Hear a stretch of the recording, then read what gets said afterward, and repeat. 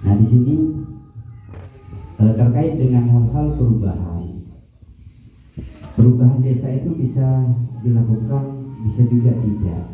Dalam artian, kenapa sekarang dilakukan? Karena memang ada aturan yang mengharuskan desa itu melakukan perubahan.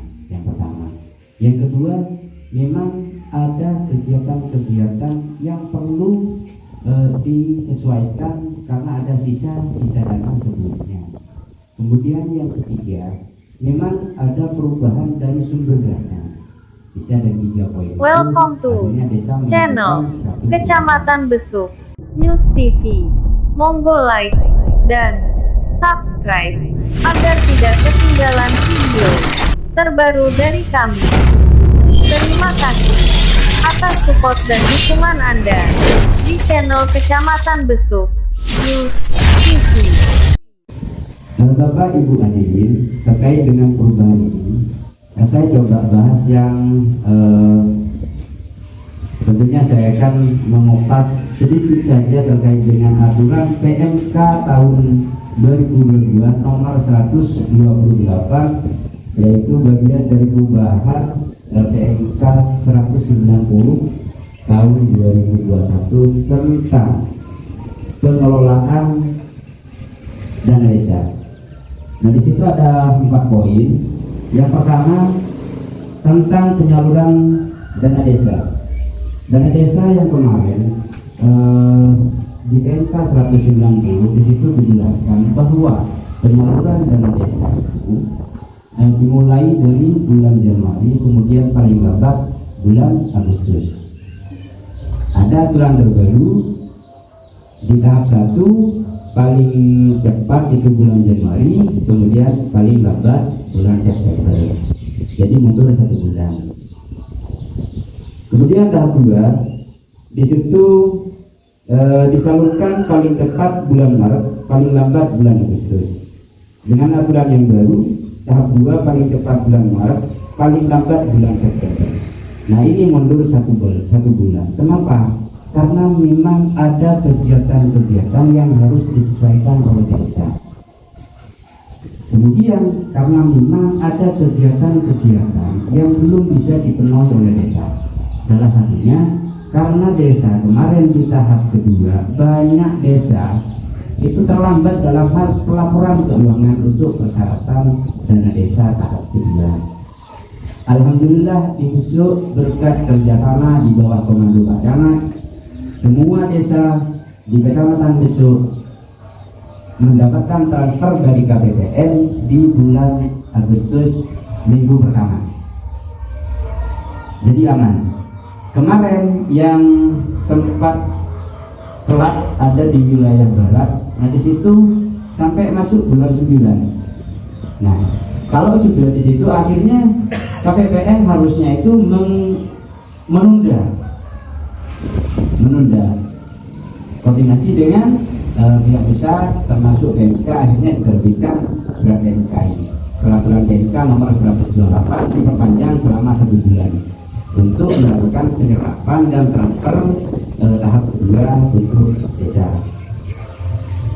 Kemudian poin yang kedua ada penggunaan.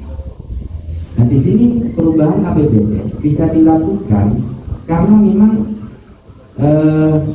ada dana desa, misalkan kaitannya dengan BLT, ada penurunan penerima manfaat, ada sebab-sebab penurunan manfaat.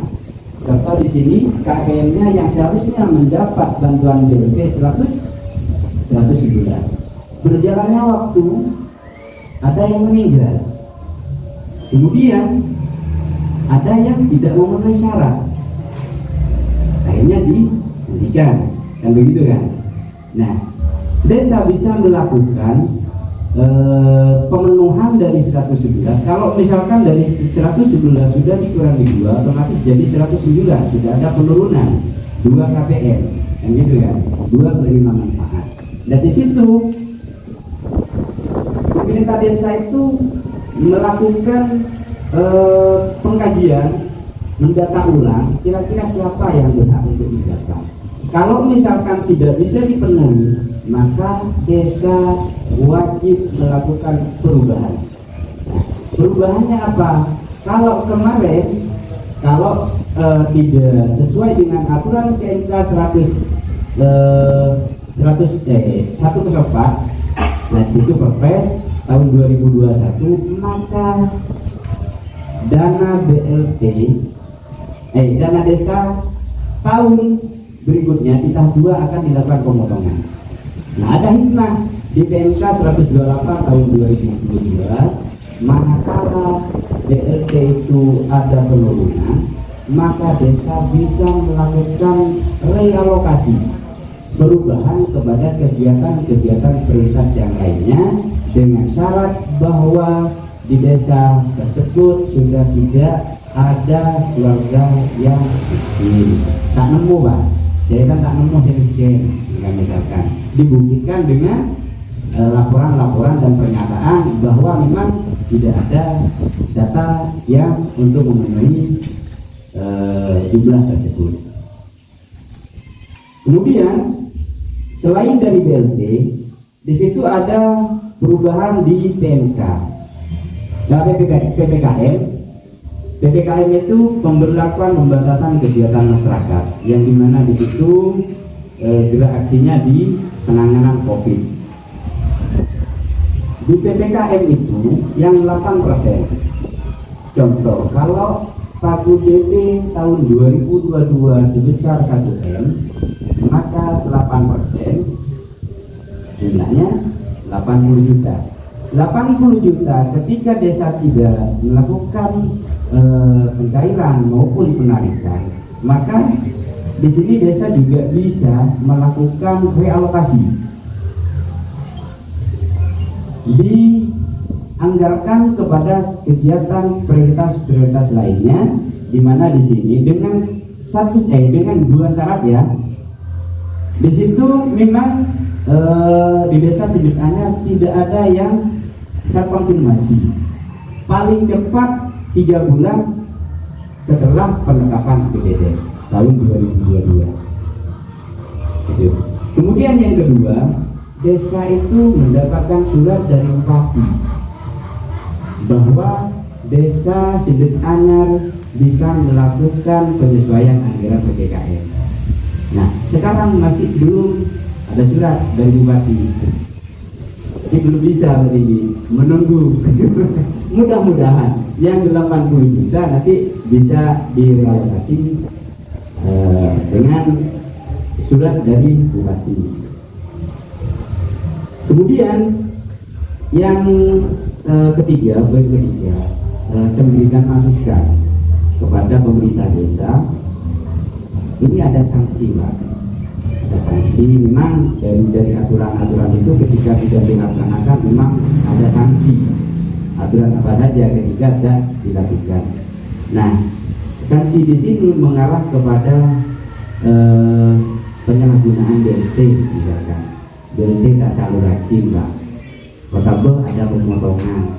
Nah, ini kalau masuk ke ranah pidana atau ditetapkan sebagai tersangka kepala desa maupun perangkat desa, maka dana desa non BLT akan dihentikan sementara oleh Menteri Keuangan.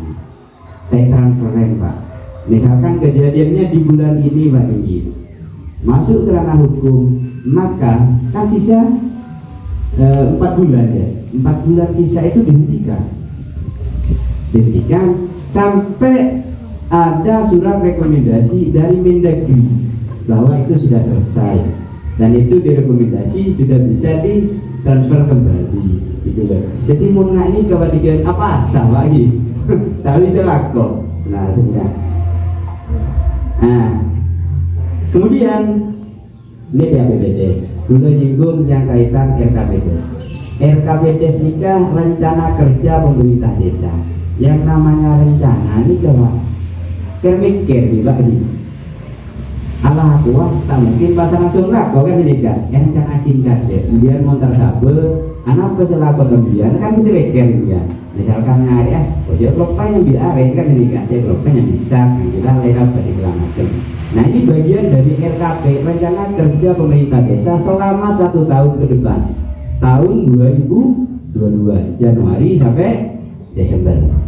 Nah, 2023. Rencana kerja berarti alako Pak. Dan tiap pemerintah desa nih ke alako butuh mbian apa sih kira-kira butuh aktivitas dia. Kira usul lagi nang aremangke. Mereka maksudnya. Jadi tanpa usulan dari panjenengan tidak mungkin pemerintah desa itu akan melaksanakan suatu program tanpa ada partisipasi dari bawah. Nah, kok tak sesuai Pak Jika. Makanya pemerintah desa kita ngajak dengan Aremangke desa panjenengan supaya panjenengan mengusulkan kira-kira yang dibutuhkan apa. Skala prioritas yang mendesak dan betul-betul dibutuhkan dan banyak nilai manfaatnya secara umum. Bukan hanya semata-mata untuk kepentingan pribadi. Jika. Di situ usulan panjenengan monggo dari 5 bidang pemerintahan, bidang pembangunan, pembinaan, pemberdayaan, penanggulangan bencana. Nah, poin biasa saya berdua usulan dalam bidang pembangunan ini. Bidang pembangunan ini kan bisa fisik, bisa non fisik Pak. Ini kan usulan bidang ini monggo apa yang dibutuhkan silakan. Oh fisik Pak, boleh butuh jalan. Oh boleh butuh bantuan rumah tidak layak huni. Oh boleh butuh jamban.